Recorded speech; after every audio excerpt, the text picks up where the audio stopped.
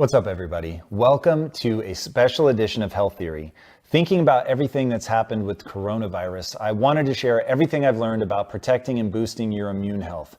So lean in, wash your hands, and get ready to become immune. Hint, it's all in your gut. What exactly should we be eating for immune health?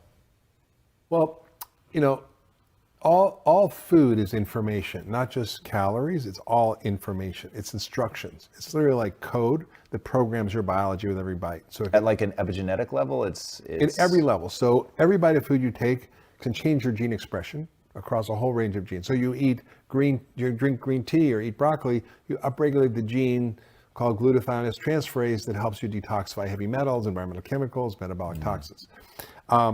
So it regulates your genes. It regulates your hormones. So if you eat a lot of starch and sugar, it increases insulin, lowers testosterone, increases estrogen, for example. It affects your brain chemistry and what your hunger hormones are, your craving levels are, and what foods you're attracted to. It affects your immune system. And it regulates inflammation, or it's anti-inflammatory. It regulates your microbiome with every bite. So every single system of your body is regulated by the quality of the food you eat. And when you realize you shouldn't just focus on calories, you should focus on quality, and the information you're eating changes everything. So that's really what I have people focus on. And I think when people do that, then you have a different relationship to your food. You go, well, am I going to eat toxic information, or am I going to eat healing information? So if you had to just put together an all-weather eating strategy, what would the ideal, in air quotes, diet I wrote about it. I wrote a whole book about it. It's called Food, What the Heck Should I Eat? And it's about these principles, I call them the Pegan principles. And it's really focused on quality first, right? Nobody thinks we should be adding additives and hormones and antibiotics and pesticides and glyphosate to our food. Like, it's in it, but nobody's like, yeah. How do we avoid it at the grocery store? If you look at the label of something, if it has something you can't recognize, pronounce, then you shouldn't have it. Or if you don't have it in your cupboard at home, like butylated hydroxytoluene, which is in almost every processed food, is BHT. It's illegal in Europe. You wouldn't sprinkle it on your salad, would you? No. So that's a good rule. The second principle is, we should be eating a plant-rich diet, and across the spectrum, from fruits and vegetables to. Do you treat fruits and vegetables as sort of one and the same, or? No, it should be vegetables and fruit, right? So it's like, you don't want to be consuming only fruit, because that's full of sugar, and if you're diabetic or you're overweight or have issues, you might want to cut back on the sugary fruits or eat berries, which are less glycemic. Lots of nuts and seeds. Everybody agrees we should be eating lots of nuts and seeds. You want to soak them, reduce the lectins, that's fine. If you're going to eat beans and grains, pick low starch ones, right? And also give us a few examples. So like black rice, which is like the blueberries of rice, quinoa. What does that mean? Well, the black rice is called the emperor's rice, or forbidden rice, and it's full of these it's black. So anytime you see color in nature, there are polyphenols and phytochemicals in there. So it's got more antioxidants per serving than blueberries. And then you want to make sure, if you're eating, grains, like gluten grains are interesting. So most of the gluten we eat is wheat. It's 133 pounds per person per year. That's a pharmacologic dose. It is worse for your blood sugar than table sugar.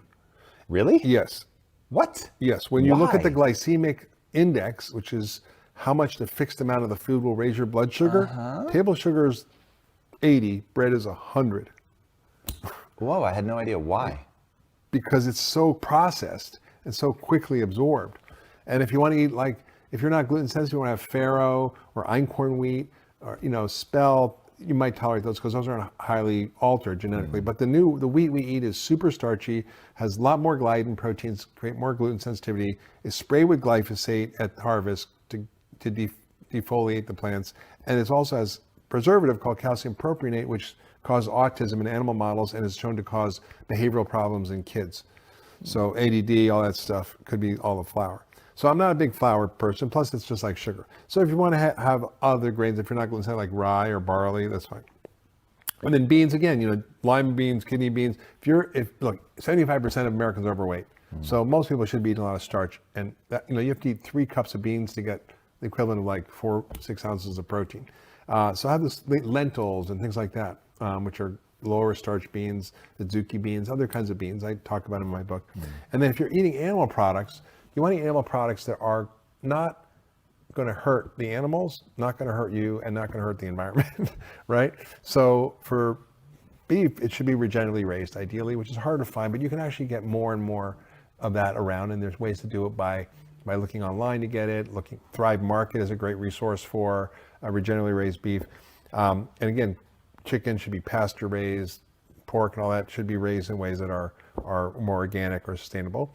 Fish, you want to eat fish that's sustainably harvested or sustainably, organically aquacultured, because we over harvest the fish, and then we don't eat big fish. It's like full of mercury and tuna and swordfish. Just because they've lived longer? Well, what happens is the coal and all the fossil fuels go in the ocean, go in the algae, get stored in the algae. The little fish eat the algae, then the bigger fish eat the little fish, and it goes on up the food chain. And when you got a swordfish or a tuna, these are monster fish, and they bioaccumulated all this.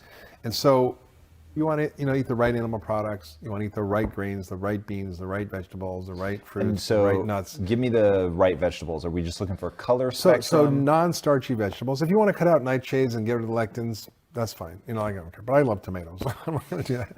And it'll make me feel bad.